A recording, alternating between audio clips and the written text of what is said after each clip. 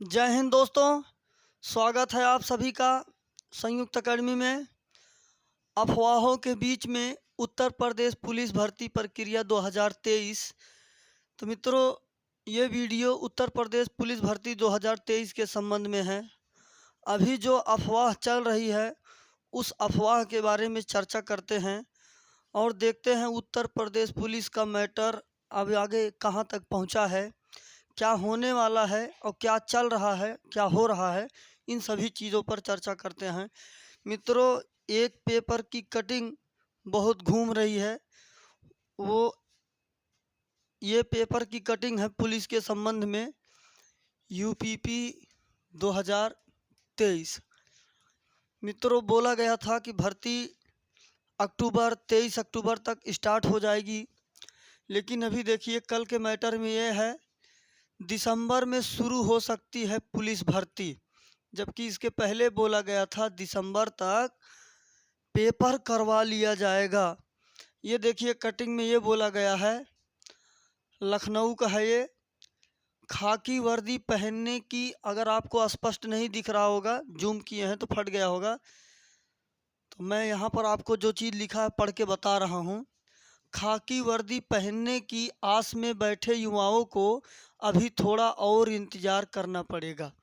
कहने का मतलब इसमें ये बोला जा रहा है कि अभी फॉर्म नहीं आएगा, अभी इसमें कुछ टाइमिंग लगेगी। चलिए देखते हैं आगे क्या बात बोल रहा है। लंबे समय से लटकी पुलिस में तकरीबन 62,000 पदों पर भर्ती प्रक्रिया दिसंबर में शुरू होने की उम्मीद है। आगे कह रहा है लगभग सभी आवेदन लगभग दिसंबर में आवेदन किया जा सकेगा। यह बात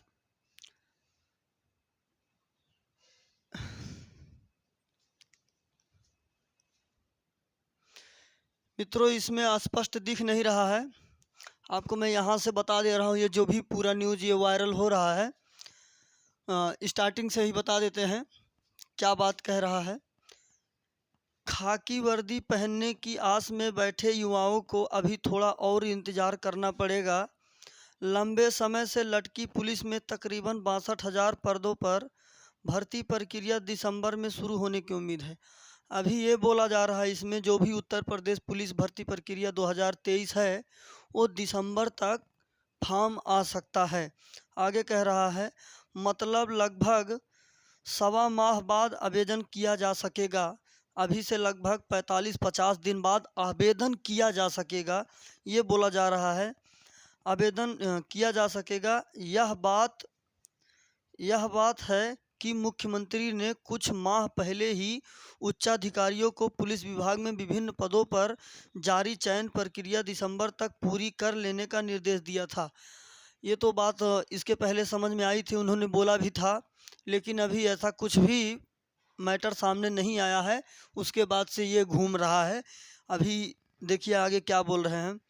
उत्तर प्रदेश पुलिस भर्ती व प्रोन्नति बोर्ड से जुड़े सूत्रों के मुताबिक दरअसल यह परीक्षा कराने के लिए लंबे समय से कोई एजेंसी तैयार नहीं हो रही थी।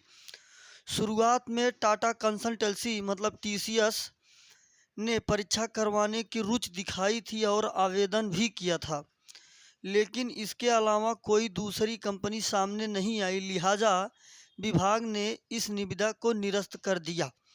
मतलब मित्रों, इन लोगों ने टेंडर निकाला था और वो जो टेंडर था TCS ने फॉर्म अप्लाई किया था, मतलब वो तैयार थी, रुचि दिखाया उसने। एक ही कंपनी वही अकेली आई, बाकी और किसी कंपनी ने टेंडर को स्वीकार नहीं किया। तो ये जो निविदा थी इसको निरस्त कर दिया गया, क्योंकि जब अकेले वही थी इसीलिए उसको निरस्त कर दिया गया। आगे कह रहा है इसके बाद जब दोबारा निविदा निकाली गई उस बार TCS ने भी आवेदन नहीं किया। मतलब जब दोबारा निकाला गया टेंडर के लिए निविदा, तो पहली बार तो TCS ने किया, दूसरी बार TCS ने भी नहीं किया, किसी ने भी नहीं किया। आगे कह रहा है TCS ने भी आवेदन नहीं किया। ऐसा माना जाता है कि उत्तर प्रदेश पुलिस की पिछली दरोगा भर्ती में नकल माफियाओं की सेंधमारी से उन्होंने अपने कदम पीछे खींच लिए हैं। अभी उत्तर प्रदेश पुलिस की भर्ती जो 2022 हुआ है, इतना इतना बड़े पैमाने पर धांधली सामने आई। इस मैटर को लेकर कोई कंपनी इसकी जो निविदा टेंडर की निकाली जा रही है उसको एक्सेप्ट नहीं कर रहा है। इसके अकॉर्डिंग सूत्रों के अनुसार इधर मुख्यमंत्री के निर्देश के बाद भर्ती बोर्ड में नए सिरे से कवायद शुरू शुरू हो गई है। मतलब कि जब ही मुख्यमंत्री साहब ने कहा था कि इसका पेपर दिसंबर तक करवा लिया जाएगा, इसको जो भी पद खाली हैं उन सभी को कंप्लीट किया जाए, तब से मैटर और तेज किया गया, ऐसा बोला जा रहा है। अपनी वेबसाइट पर फिर EOI इम्प्रेशन ऑफ इंटरनेट डाला। सूत्रों के मुताबिक इसके बाद आधा दर्जन से अधिक कंपनियों की ओर से परीक्षा कराने की दिलचस्पी दिखाई गई है।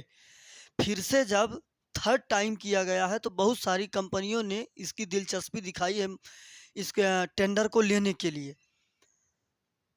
उनमें बातचीत और प्रोटेंशन के बाद यह तय होगा कि कौन कंपनी किस परीक्षा को कराएगी, फिर उसका निर्धारण किया जाएगा। यह सारी प्रक्रिया दिसंबर तक पूरी होने की उम्मीद है, उसके बाद आवेदन मांगे जाएंगे। कहने का मतलब ये मित्रों, पूरी बात एकदम स्पष्ट समझ लीजिए जो इस कटिंग में बोला जा रहा है। इस कटिंग में यही बोला जा रहा है कि जो अपने माननीय मुख्यमंत्री साहब हैं उनके बयान की बात बाद में करते हैं। इसके पहले जो पहली बार टेंडर निकाला गया था तो सिर्फ TCS ने उसके जो निविदा निकली थी उस पर सिर्फ TCS ने रुचि दिखाई थी। तो जब एक ही कंपनी थी तो एक ही कंपनी को कहने का मतलब निविदा पर उसने अपनी सहमति बताई थी। एक ही कंपनी होने पर निविदा नहीं दिया जाता है, मतलब टेंडर नहीं दिया जाता है। तो सिंपल सी बात है, वो टेंडर कैंसिल हो गया। लेकिन जब दोबारा निकाला गया, पहली बार तो TCS ने रुचि दिखाई थी, इस बार किसी ने भी नहीं दिखाया।